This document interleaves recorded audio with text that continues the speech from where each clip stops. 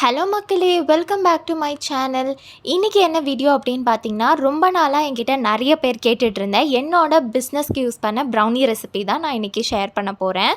ரொம்பவே ஃபஜ்ஜி அண்ட் கூயாக இருக்கும். கண்டிப்பாக ட்ரை பண்ணி பாருங்கள். இதில் எல்லா டிப்ஸ் அண்ட் ட்ரிக்ஸுமே நான் சொல்லியிருக்கேன். கடைசி வரைக்கும் வீடியோவை ஸ்கிப் பண்ணாமல் பாருங்கள். வாங்க வீடியோக்குள்ளே போகலாம். நான் இன்றைக்கி காமிச்சிருக்க ப்ரௌனி ரெசிபியோட வெயிட்டு 500 கிராம்ஸ் வரும்.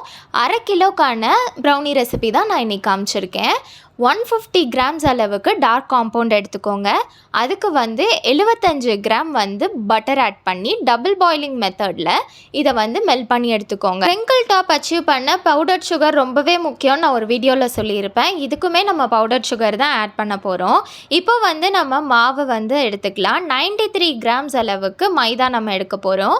அதுக்கு 12 கிராம் கொக்கோ பவுடர் ஆட் பண்ணிக்கோங்க. 2 பிஞ்ச் அளவுக்கு சால்ட் ஆட் பண்ண போகிறோம். இப்போ நம்ம பேட்டர் ரெடி பண்ணுறதுக்கு ஒரு பெரிய அகலமான ஒரு பவுலில் 2 முட்டையை உடச்சி ஊற்றுங்க.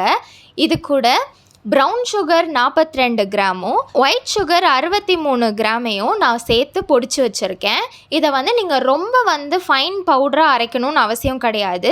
ஓரளவுக்கு கொரன்னு அரைச்சி எடுத்துக்கோங்க. இப்போ இதை விஸ்க் வச்சு நல்லா பீட் பண்ணி எடுத்துக்கோங்க, நுரைச்சி வர அளவுக்கு. இதை எந்த அளவுக்கு நீங்கள் பீட் பண்ணுறீங்களோ அந்த அளவுக்கு உங்களுக்கு க்ரிங்கிள் டாப் கிடைக்கும்.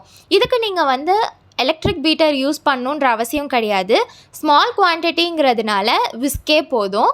இப்போது இதில் 1.5 டீஸ்பூன் அளவுக்கு நான் வெனிலா எசன்ஸ் ஆட் பண்ணுறேன். நான் இந்த புஷ் வெனிலா இந்த எசன்ஸ் தான் ஆட் பண்ணுறேன். இது ரொம்பவே நல்லாயிருக்கும். இந்த வெனிலா எசன்ஸ் ரொம்பவே நல்லாயிருக்கும். உங்கள்கிட்ட எந்த பிராண்ட் இருந்தாலும் நீங்கள் யூஸ் பண்ணிக்கலாம். இதுதான் யூஸ் பண்ணணுன்ட்டு இல்லை.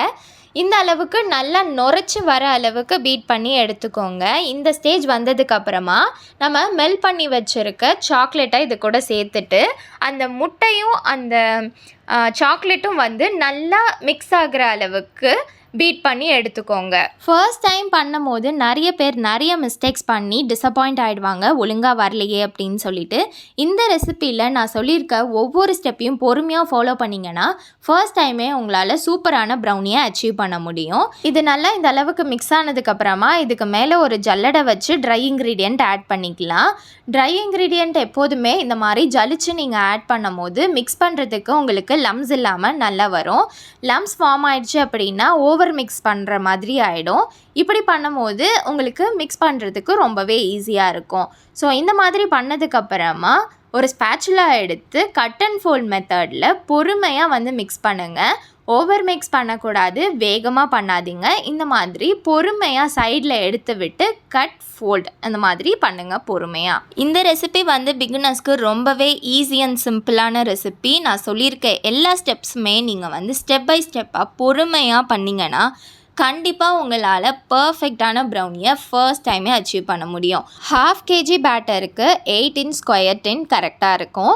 இதில் பேட்டரை போர் பண்ணிவிட்டு நல்லா டேப் பண்ணி விடுங்க. அப்போ தான் அடியில் இருக்க ஏர் பபிள்ஸ் எல்லாமே மேலே செட்டில் ஆகிடும்.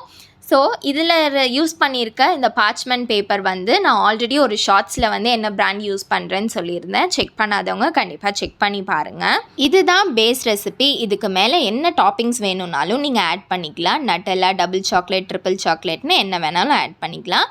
நான் இன்றைக்கி நட்ஸ் ஆட் பண்ணிக்கிறேன். ஓடிஜியை ப்ரீஹீட் பண்ணுறது ரொம்பவே அவசியம்.